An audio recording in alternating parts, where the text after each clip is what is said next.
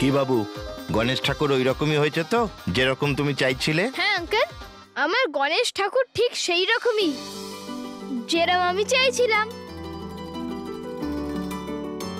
কি সুন্দর বানিয়েছেন আপনি এই গণেশ ঠাকুরকে। আরে বাবু, ইনি গণেশ ঠাকুর বলে কথা। আমি এনার মূর্তি তৈরি করি না, বরং ইনি নিজে যেমন রূপ চান তেমন রূপ ধারণ করেন। আচ্ছা, আমি এক্ষুনি মেহের বললু মা বাবাকে বলছি, আর তারপর আমরা কালকে আমাদের গণেশ ঠাকুরকে নিতে আসব। হ্যাঁ অবশ্যই। আচ্ছা ঠিক আছে, তাহলে আমি আসছি। আরে শোনো বাবু, হ্যাঁ তোমার বাবাকে বলবে কাল সকাল 10টার আগে মূর্তি নিতে যেন চলে আসেন। সেটা কেন?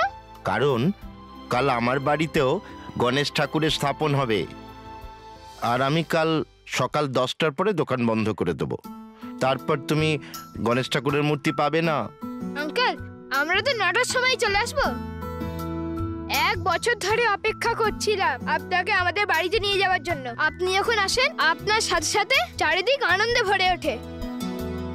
আর কাল যখন আমি আর আমার পরিবার আপনাকে নিতে আসবো না, আর কাল আপনাকে অনেক সেবা করব, সব আপনার সঙ্গে দেখা করতে আসবে, আপনার পুজো হবে। আর হ্যাঁ, সবচেয়ে দরকারি কথাটা তো আমি বলতে ভুলেই গেলাম। গণেশ ঠাকুর, কাল ঠাকুমা তোমার জন্য খুব সুস্বাদু মোদক বানাবে। তাহলে গণেশ ঠাকুর, আপনি তৈরি তো আমাদের বাড়িতে যাবার জন্য? গণপতি বাপ্পা মোরিয়া। আচ্ছা তাহলে আমি আসছি। হ্যাঁ।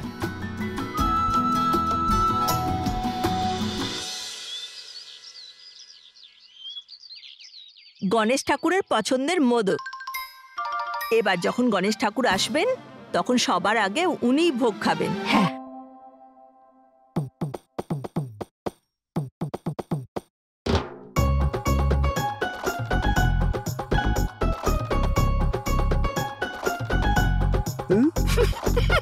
মায়ের হাতের তৈরি মোদক, আহা হা।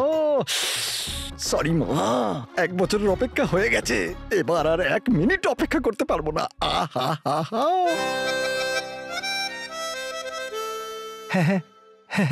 সরি রকি, সরি, আমি তোকে ভুলেই গেছি, তাই না? হ্যাঁ হ্যাঁ, দেখলে ভগবান, একটা মোদকের জন্য ভাই ভাইকে ভুলে যাচ্ছে। কি যুগ এলো! আমি এক্ষুনি মাকে ডাকছি। মা!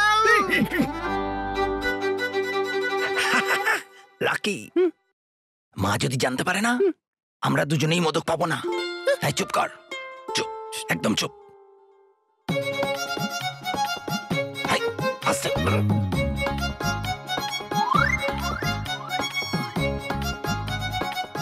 দাদা!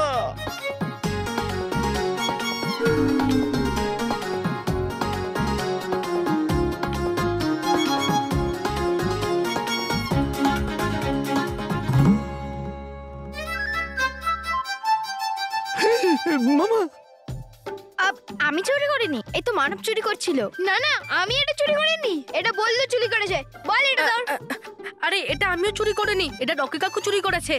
না না, এটা আমি চুরি করিনি, এটা তো দাদা চুরি করেছে। মা, মা, এটা আমি চুরি করিনি, আমাকে তো গণেশ ঠাকুর বলেছে। মহেশ, মোদক খা। আচ্ছা, এবার আমি তোকে বলছি, মহেশ বাইরে আয়। মহেশ! হ্যাঁ হ্যাঁ মা, বেরোচ্ছে। সবাই বাইরে এসো, চলো তাড়াতাড়ি, মোদক রাখো। কি চাই? মোদক রাখো রাখো। এসব কি করছো তোমরা? মানো, বললো কি? থামে থামে থামে, আমরা না মোদকের সুরক্ষাটা যাচাই করছিলাম। হ্যাঁ হ্যাঁ, আসলে কি, এত ভালো আর সুস্বাদু মোদককে খোলা রাখাটা একদম সুরক্ষিত নয়, সেই জন্য। আচ্ছা, এই জন্য তুমি তোমার পেটের মধ্যে রেখে এর সুরক্ষা করছো? হ্যাঁ হ্যাঁ, চুপ। আর মহেশ, এরা তো সব বাচ্চা, কিন্তু তোমার তো বোঝা উচিত। ঠাকুমা, বাবাও তো বাচ্চা। হ্যাঁ, তোমার। কারেক্ট মা, আমি তো তোমারই বাচ্চা। তোমাদের নিয়ে আমি কি করব? মোদক খেতে দাও। খেয়ে নাও। ইয়ে! আরে এক মিনিট, যখন গণেশ ঠাকুর আমাদের বাড়িতে আসবে তখন ওনাকে ভোগ দেব, তারপর খাও। কিন্তু মা, এই কথাটা আমি বিশ্বাস করি যে তোমার হাতের এত সুস্বাদু মোদক খাবার জন্যে গণেশ ঠাকুরও সারা বছর অপেক্ষা করে থাকে। হ্যাঁ, আচ্ছা ঠাম্মি, তুমি যেরকমটা বললে গণেশ ঠাকুর একাই সবকটা মোদক খেয়ে ফেলবে? হ্যাঁ বাবা, যদি আমরা ভক্তি ভরে গণেশ ঠাকুরকে ডাকি তাহলে নিশ্চয়ই উনি আসবেন আর সব মোদক খাবেন। তার মানে এইবারও আসবে? গণেশ ঠাকুর তো তখনই আসবে না যখন তোমরা ওনাকে আনতে যাবে। মানব মেহের বললু তোমরা বাবার সাথে যাও আর গণেশ ঠাকুরকে ঘরে নিয়ে এসো।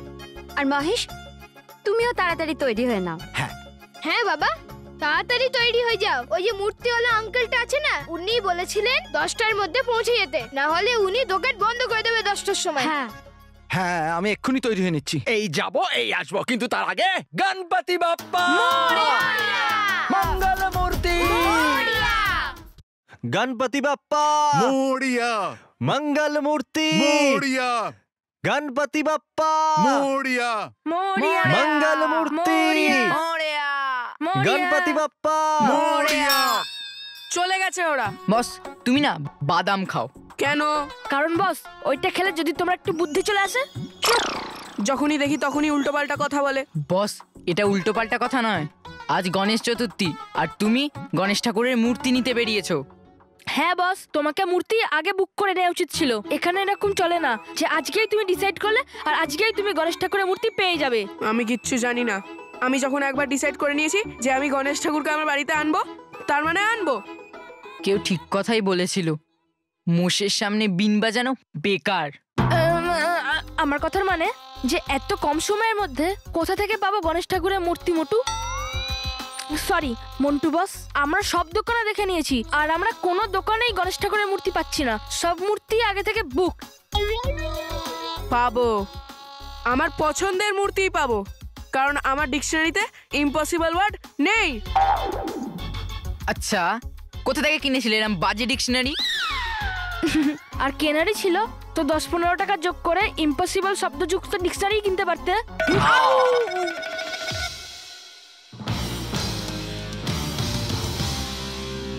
পেয়ে গেছি। কি ডিকশনারি? দেখ, গণেশ ঠাকুরের মূর্তি পেয়ে গেছি।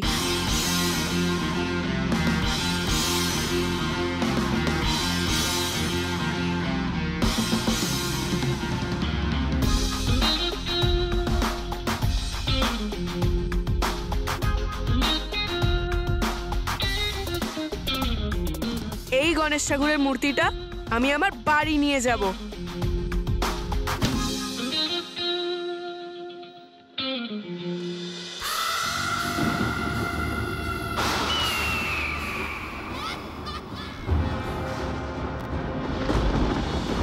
কি ভাবছেন এত বড় ভয়ঙ্কর? কোথাও এটা ভাবছেন না তো আপনি আত্মসমর্পণ করার জন্য পরীদের কাছে? আত্মসমর্পণ তো ওই পরীরা করবে। আমার পায়ে পড়ে নিজেদের জীবন ভিক্ষা চাইবে, যখন আমি ওদের পরিলোকের চেহারা বদলে দেব। জানি না বদলাবে কিনা অবস্থা পরিলোকের, নাকি পালাতে হবে আপনাকে নিজেকে, নিজের মুখ লুকিয়ে।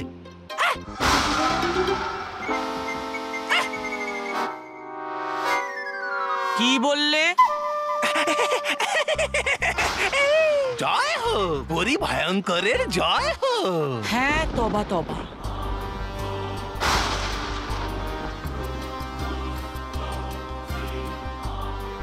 জয়ও হবে আর জয় জয়কারও হবে। খুব উৎসুক না ওই পরীরা আমার সাথে লড়াই করার জন্য? এইবার ওদের পরিলোকের সাথে সাথে ওদের উৎসাহকেও ঠান্ডা করে দেব। কি? কিন্তু কি করে বদলায় না কখনো আবহাওয়া পরিলোকে? বদলাবে। পরিলোকের আবহাওয়াও আর আমার ভাগ্যচক্র। পরিভয়ঙ্কর কথা তো আপনি বলেন বড় ভালো, কিন্তু হয় সব সময় উল্টোটাই। হয়ে যায় আপনারই উত্তেজনা ঠান্ডা।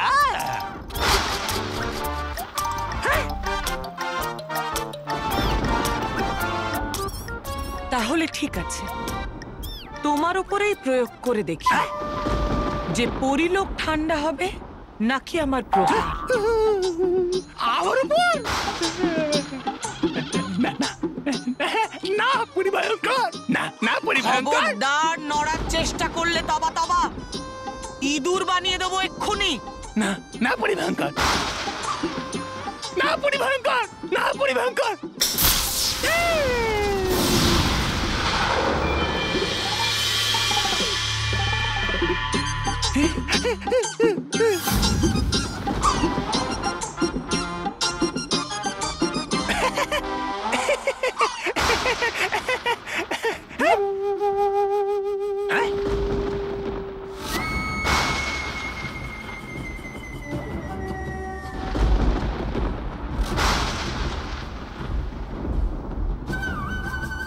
এটা হলো আমার হিমচক্র। এইটা এর হাওয়া দিয়ে তো আমার নাকও ঠান্ডা হবে না। তাই নাকি? এখনই দেখে নেওয়া যাক।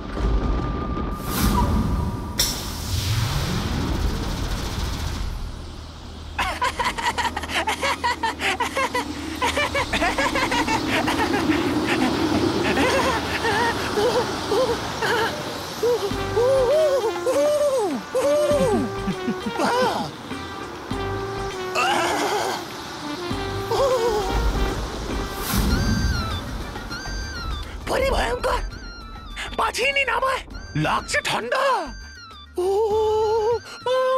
এবার বুঝতে পেরেছো আমার হিমচক্রের শক্তি কতটা? এখনো তো এটা ছোট আছে। একবার ভাবো তবা তবা, যখন আমি ওর বিশাল রূপকে চালাবো তখন পরিলোকের কি হবে। আরে আমি তো তৈরি হয়ে গেছি, কিন্তু সবাই কোথায়? তৈরি হলে কিনা? 10টা বাজতে যাচ্ছে, হাতে সময় বেশি নেই, ও দোকান বন্ধ করে দেবে। আর আজ ট্যাক্সি আর রিক্সা পাওয়ার খুব অসুবিধা। আরে চলো, কোথায় সবাই? তাহলে হাত ওপরে করো। কে বাড়িতে থাকবে?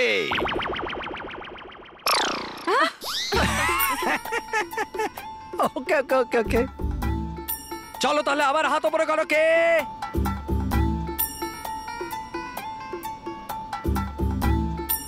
গণেশ ঠাকুরের মূর্তি আনতে যাবে?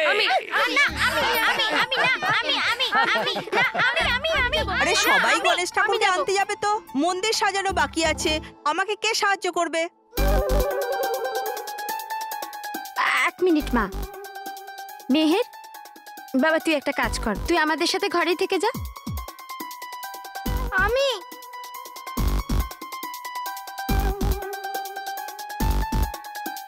ঠিক আছে, তোমরা সবাই যাও গণেশ ঠাকুরের মূর্তি আনতে, আর আমি বাড়িতে থাকি।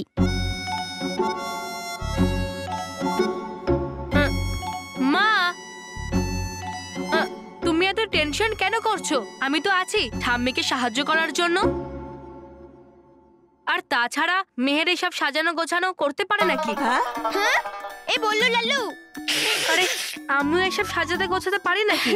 আর এই সুযোগে আমি এই সাজানো গোছানোটাও শিখে নেব। তাই মেহের আমি বাড়িতেই থাকি, আর তুমি সবার সাথে গণেশ ঠাকুরের মূর্তি নিয়ে আসো। চলো চলো তাড়াতাড়ি শো। হ্যাঁ হ্যাঁ, ঠাকুমা শো নয় গো। হ্যাঁ হ্যাঁ ওটাই, সেম টু সেম। যাও তাহলে, 10টা বাজলে দোকান বন্ধ করে দেবে। তাহলে বলো সবাই, গণপতি বাপ্পা মঙ্গল মূর্তি, গণপতি বাপ্পা। বললু, তুই জেনে শুনে গেলি না? না, ওই মেহেরের যাওয়ার খুব ইচ্ছা ছিল, সেই জন্য। তোর মনটা অনেক বড়। সবাই তো আগে নিজের কথা ভাবে, আর তুই সবসময় মানব আর মেহের কথাই ভাবিস। তুমিও তো ওদের কথা ভাবার আগে আমার কথা ভাবো, তাই না মা? চলো মন্দির সাজানো শুরু করি। হ্যাঁ হ্যাঁ হ্যাঁ, চলো চলো চলো। আঙ্কেল, গণপতি বাপ্পা। মরিয়া। আরে আঙ্কেল, এটা না, অন্য কিছু। আচ্ছা আচ্ছা, মঙ্গল মূর্তি মরিয়া। আরে আঙ্কেল, আমার গণেশ ঠাকুরের একটা মূর্তি চাই। পরের বছর। পরের বছর না, এই বছরই। আরে বাবু, এবার সব মূর্তি বিক্রি হয়ে গেছে। যে কটা পড়ে আছে এগুলোর অ্যাডভান্স বুকিং হয়ে গেছে। আঙ্কেল, আমি আমার বাবাকে বলে আপনাকে বেশি টাকা দেব, কিন্তু প্লিজ আপনি আমায় আমার পছন্দের মূর্তি দিয়ে দিন। হ্যাঁ, আমার এই মূর্তিটাই চাই, প্লিজ দিয়ে দিন না। সরি বাবু, তোমাকে বললাম না আমি তোমাকে এই মূর্তি দিতে পারি না, কারণ গণপতি বাপ্পা মরিয়া। মঙ্গল মূর্তি মরিয়া। এই মূর্তির অ্যাডভান্স বুকিং হয়ে গেছে। চলো বস, ইম্পসিবল ওয়ার্ড যুক্ত ডিকশনারি নিয়ে নাও। চুপ আঙ্কেল, বুক করা আছে না? বুক করা ছিল।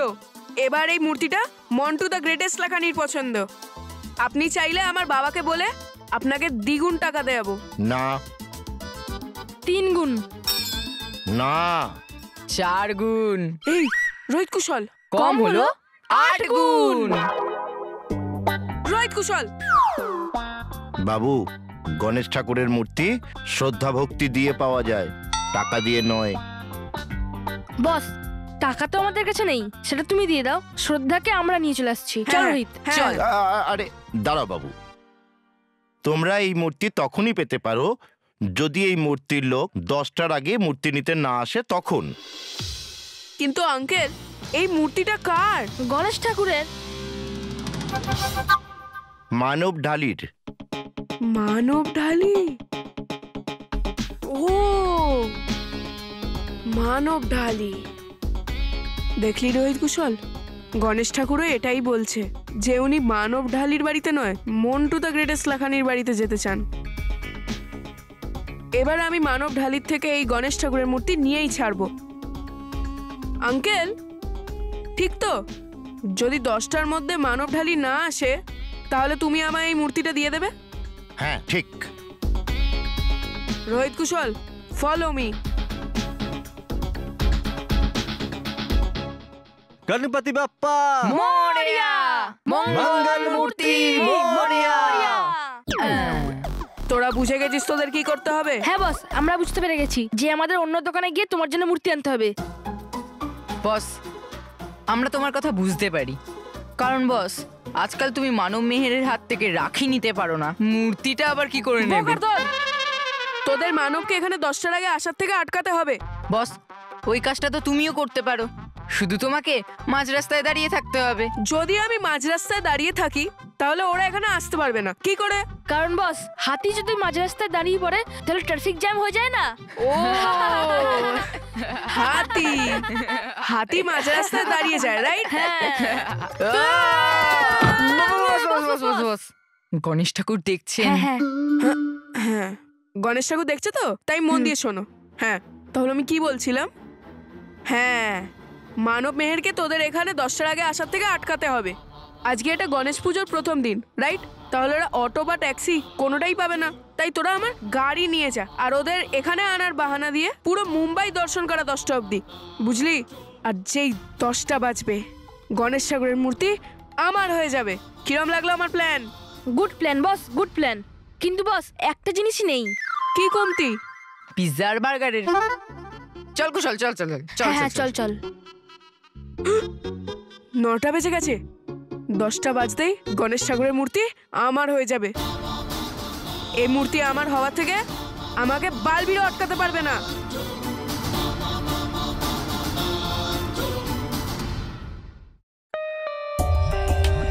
For more updates, subscribe to our channel, click the show links and enjoy watching the videos.